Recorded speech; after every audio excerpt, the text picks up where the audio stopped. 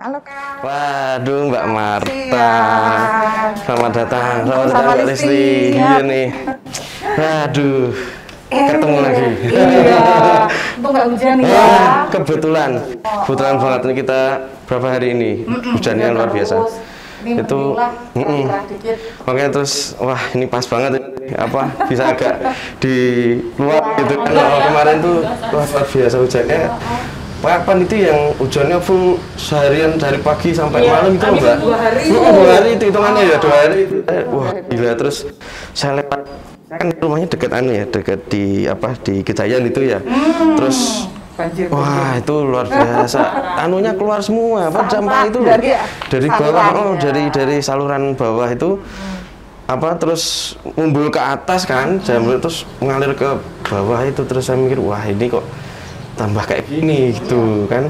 Beberapa ruas jalan juga sama. Terus kemarin saya ini apa sampahnya tuh lama nggak diambil tuh Mbak. Apa kayaknya apa problem lagi di sana ya Mas, di Piungan ya. Kapan hari itu ya. aku dapat info kalau tutup sih, Oh, tutup karena ekskavatornya ini susah naikin sampahnya. Udah main lagi belum tuh, udah kayak Candi Borobudur. Saya tuh ke sana terakhir SMP Mbak. Berarti ya. saya 2000 abad anu nih, spoiler umur nih. 2003 kalau nggak salah. Saya jadi ada kayak studi tour gitu diadakan oleh kalau nggak salah kerjasama Pemkot sama ada NGO apa gitu kan. Terus kita diajak tuh main ke sana gitu, lihat TPA seperti apa. Ya waktu itu kayaknya masih pendek sepertinya ya, 2003 itu masih flat gitu. Terus ya belum kelihatan gimana banget gitu kan. Terus nggak tahu sekarang kayak gimana. Makanya terus iya, saya tuh iya makanya mikirnya gimana ya. Saya kan kalau dulu waktu masih di Jerman itu kan ya agak semi kultur shocknya itu kan ketika awal datang ke sana tuh sampahnya tuh di anu banget gitu ya. Dipilih-pilih, terus kita buang nggak boleh sembarangan, terus ada hari-hari gitu ya. Jadi itu apa ya, ya saya waktu itu kan masih lulus SMA, masuk kuliah, terus ke sana gitu kan, kita belum ada pengalaman apa sama sekali tentang sampah gitu. Tapi ya belajar gitu lama-lama, terus saya oh kok asik juga ya, bisa digitukan gitu. Terus nah apa tempat sampahnya aja itu saya waktu ke sana ke tempat pembuangan sampahnya itu bersih Mbak. Nggak Itu bersih, nggak ada Mbak. Jadi mereka jadi rapi gitu kan. Memang apa ya adalah orang yang buang sampah sebenarnya adalah, kita nggak bisa bilang 100% bersih itu juga enggak gitu. Tapi bisa dihitung. Iya bisa dihitung. Nah tapi secara umum tuh mereka memang dikelola gitu loh. Terus saya mikirnya di sini tuh gimana gitu kan. Nah terus saya kan kemarin kan juga sempat nge-search di ini, wah apa sempat ada banyak bank sampah itu ya. Tapi kok kayaknya ya ada yang masih aktif, ada yang enggak gitu. Terus saya repotnya, nah kalau saya sampah rutin gitu kalau bawa ke sana yuk repot ya kan. Terus nah itu tuh saya nge-search ketemu Rapel ini gitu, kok asik gitu apa layanannya gitu kan. Nah kira-kira apa ya Mbak ya, mungkin Rapel ini berapa tahun Mbak udah beroperasi? Itu kita 2019 ya Lis ya. Pulang Listi duluan itu malahan survei, melakukan survei sebelum launching ya. Kalau aku kan gabungnya setelah launching ya. Ya aku gabung itu direkomendasiin untuk gabung setelah launching. Kalau Listi itu malah bantuin surveinya ke rumah tangga di kawasan perkotaan gitu. Survei apakah habitnya itu udah ada atau belum, buat memilah ketertarikannya itu ada atau enggak, kayak itu ternyata bagus hasilnya. Jogja, khusus Jogja. Nggak cuma Jogja. Iya, kebetulan Jakarta juga. Kemudian barulah mulai proyeknya di sini ke Mbak Marta. Iya. Itu kalau nggak salah kita Piungan tutup 1 minggu ya. Iya, pas banget. Momentumnya kita pakai setelah pemilu. Piungan tutup 1 minggu. Nah, sampahnya banyak kan, otomatis. Karena kan pemilu tuh kegiatannya banyak kan. Betul. Berhari-hari. Terus habis itu Piungan tutup. Musimnya masih musim hujan. Nah, kita pakai momentum akhir bulan April itu 2019 untuk launching. Dipaksain launching. Oke, iya. Dipaksain launching waktu itu biar dapat momennya. Terus kita launching di kota Jogja, di Kecamatan Bulajo, Kelurahannya Pandean, di lokasi di Kampung Hijau. Filosofinya sebenarnya sih Kampung Hijau itu tadinya mereka kan dekat sungai itu, dan setiap kali hujan biasanya banjir. Dan banjir itu ya yang bener-bener yang masuk rumah, barang-barang bisa ikut ke bawah, gitu. Nah tadinya begitu. Terus masyarakat di wilayah itu berusaha untuk bergerak, gitu kan. Nah harapan kita filosofinya kenapa di situ mereka aja bisa, gitu loh. Dan kemudian menjadi kampung hijau, menjadi kampung iklim kan gitu, menjadi percontohan gitu kan. Kenapa kita tidak mewujudkan itu di setiap tempat di mana kita berada? Nah itu yang kita ambil gitu ya sebagai ya kalau apa ya orang Jawa bilang itu panutan gitu ya, panutannya gitu kan, supaya pionir gitu ya. Ya, rohnya Rapel tuh pengennya bisa menjadi seperti itu, bergerak bersama seperti itu. Nah, itu jadi kita ambil di situ, inginnya kita bisa seperti itu. 2019 kemudian aku sama Listi, grassroots kita yang ke PKK, ke apa kampus-kampus ya, sampai yang bener-bener yang disuguh dulu benar. Selingan dulu. Makasih. Aku es leciti aja Mas ya. Sip.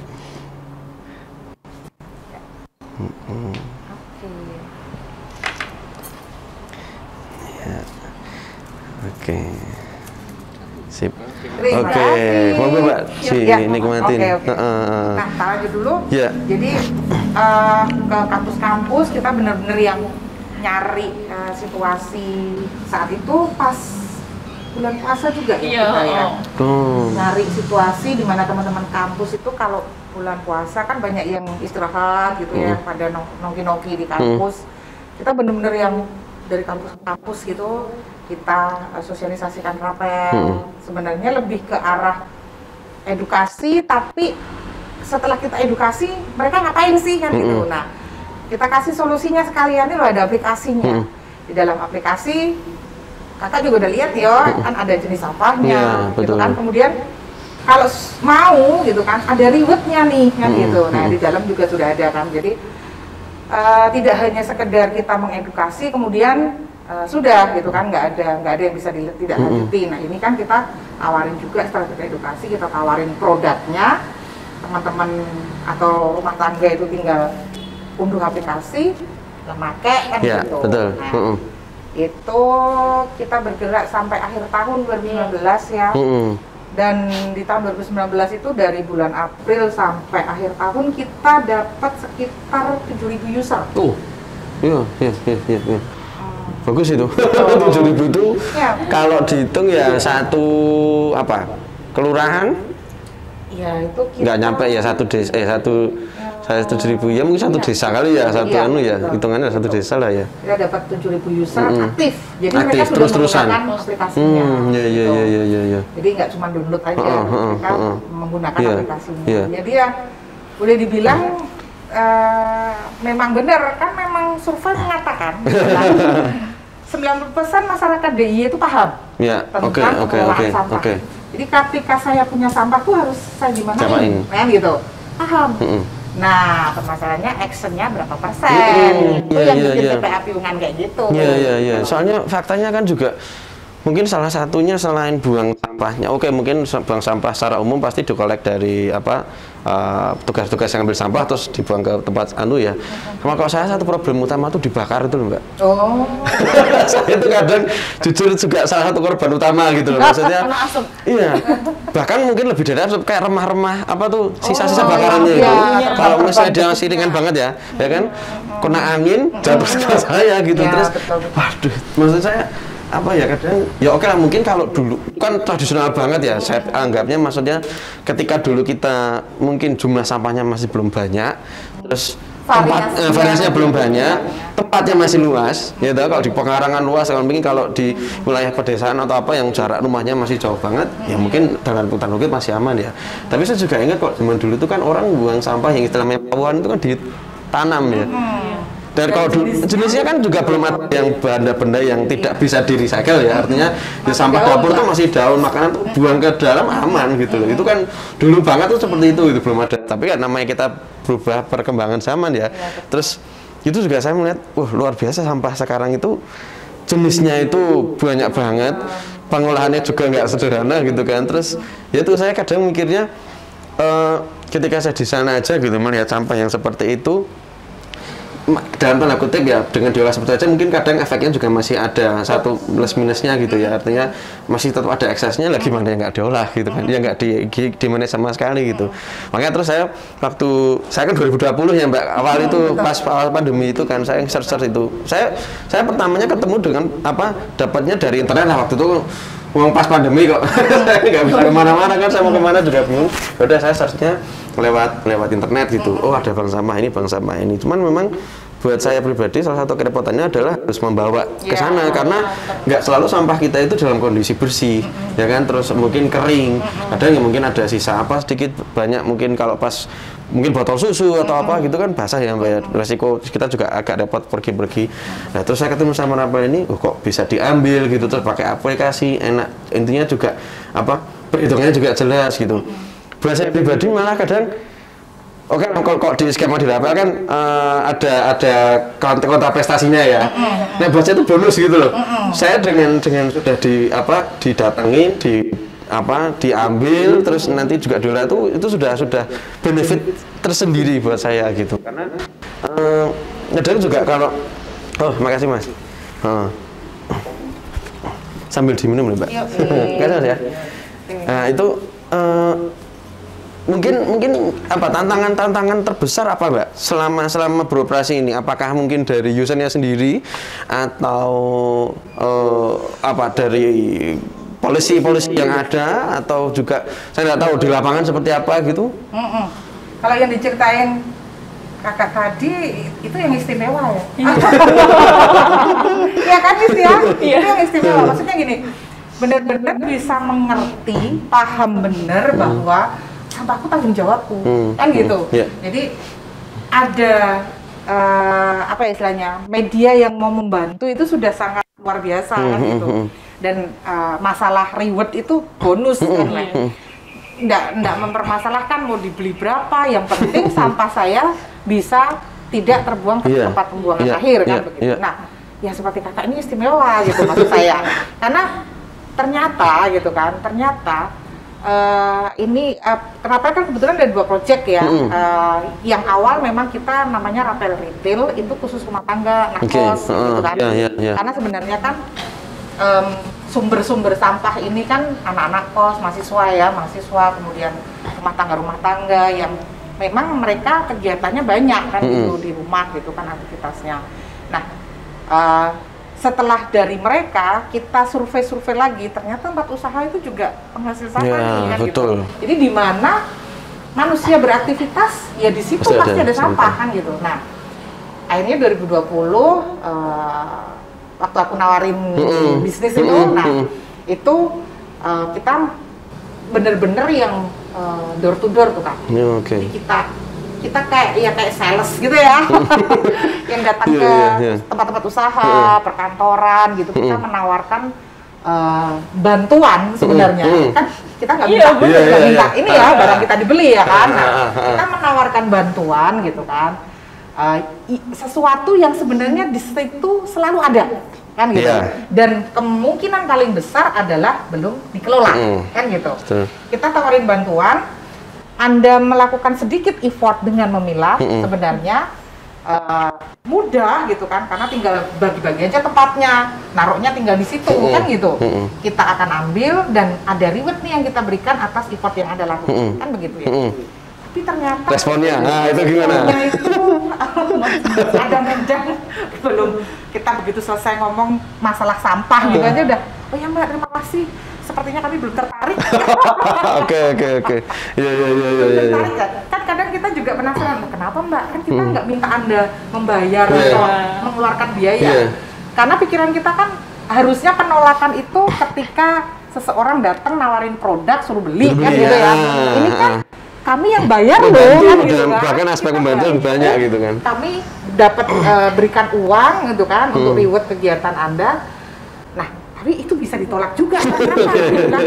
Jadi aku tanya gitu, maksudnya dari beberapa kali teman-teman ada di lapangan aku tanya, apa masalahnya gitu. Ternyata itu tadi Kak, pemahaman bahwa ini sampah yang aku hasilkan nih dari tempat usahaku. Oke lah kalau kita bilang itu karyawan atau owner ya, sama-sama mereka tetap dapat benefit kan dari kegiatan itu gitu loh. Tapi menurut mereka dengan aku sudah bayar jasa untuk ambil sampahku, itu sudah selesai tanggung jawabku, gitu loh. Masalah sampahku ini mau dibawa kemana, mau diapain, yang penting aku bayar, itu selesai.